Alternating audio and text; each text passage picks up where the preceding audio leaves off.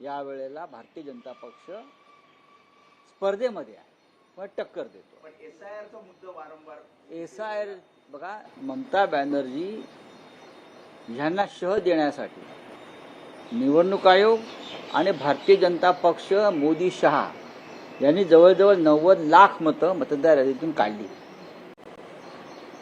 ज्या पद्धतीनं केंद्र सरकारनं किंवा निवडणूक आयोगानं पॅरामिलिटरी फोर्सनं ताबा घेतला निवडणुकीचा, त्याच्यामुळेची काटेकी टक्कर होतं. नाहीतर तिकडे भारतीय जनता पक्षाचं फार मोठं स्थान आहे असं मला वाटत नाही. आम्ही या मताचे आहोत की जोपर्यंत पश्चिम बंगाल, तामिळनाडू, केरळ, आसामचे पूर्ण निकाल साधारण 2 किंवा 3 वाजेपर्यंत आपल्या हातामध्ये येतील, त्यानंतर याच्यावरती मत व्यक्त केलं पाहिजे. तुम्हाला वाटतं ट्रेंड बदलेल? सध्या 149 जागांवर भाजप आघाडीवर दिसतंय. ठीक आहे, ट्रेंड का नाही बदलणार? सुरुवातीचे जे कल आले ते पोस्टल मतदानाचे होते, आता हळूहळू मतदान मोजायला सुरुवात झालेली आहे आणि त्याच्यामुळे अजून आपल्याला भरपूर वेळ आहे नक्की निकाल काय लागतात ते पाहण्यासाठी. पण नक्कीच पश्चिम बंगालमध्ये यावेळेला भारतीय जनता पक्ष स्पर्धेमध्ये आहे, पण टक्कर देतो. पण एसआयआरचा मुद्दा वारंवार एसआयआर बघा, ममता बॅनर्जी ह्यांना शह देण्यासाठी निवडणूक आयोग आणि भारतीय जनता पक्ष मोदी शहा यांनी जवळजवळ 90 लाख मतं मतदार यादीतून काढली. 90 लाख मतं जेव्हा एकाच वेळेला डिलीट केली जातात त्याचा परिणाम निकालावर होतो. टक्केवारी पाहता जनतेने अनेक कौल दिलेला आहे. जनतेने टक्केवारी पाहता अद्याप कौल दिलेला नाहीये.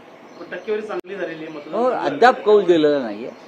ठिकठिकाणी आता हे सुरुवातीचे कल आहे आणि मतदान मोजणीमध्ये 20-20, 22-22 फेऱ्या या मतमोजणीच्या सुरू असतात आणि शेवटच्या 2 किंवा 3 फेऱ्यामध्येच खरे निकाल लागतात. दक्षिण भारतात बघितलं तर तिथे सुद्धा मोठा प्रचार भाजपने केला. आता तामिळनाडूमध्ये तर चित्र वेगळंच दिसतंय, कारण अभिनेता विजय यांचा टीव्हीके यांनी जवळपास 100 जागांवरती आघाडीवर आहेत. काँग्रेस डीएमके 3ऱ्या क्रमांकावर आहे. हे खरं आहे, मी आता पाहिलं, पण तिथे सुद्धा आपल्याला थांबावं लागेल.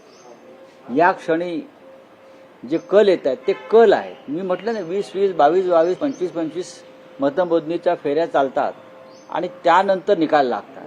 तुम्ही पहिल्या दुसऱ्या फेरीमध्येच हे निकाल नाही सांगू शकत.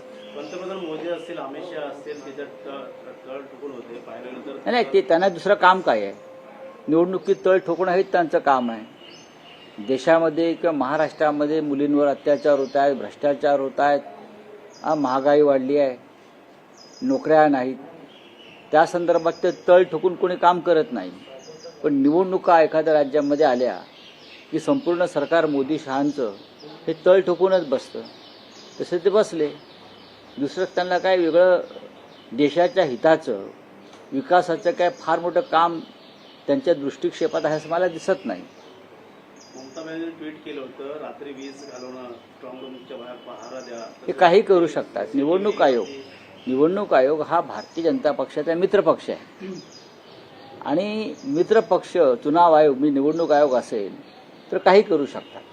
सर, ये पश्चिम बंगाल को लेकर ममता बनर्जी ने कल रात को ट्वीट किया है कि पश्चिम बंगाल के कई इलाकों में सीसीटीवी जो है, जहां पर काउंटिंग हो रही स्ट्रॉन्ग रूम के बाद, वहां पे सीसीटीवी बंद है, व्हीकल्स की जो है आवाजाही वहां पर दिखाई दे रही है और इसके साथ ही पावर कट्स हो गए हैं कई. नहीं, कुछ भी हो सकता है पश्चिम बंगाल में. जब बीजेपी को चुनाव जीतना होता है, हार का उनको जो हार का सामना करना पड़ता है और जीतने की कोशिश करते हैं वो लोग, तो ये सब हाथखंडे अपनाते हैं. उसमें एसआईआर जैसे प्रकार होते हैं जो 90 लाख वोट काट दिए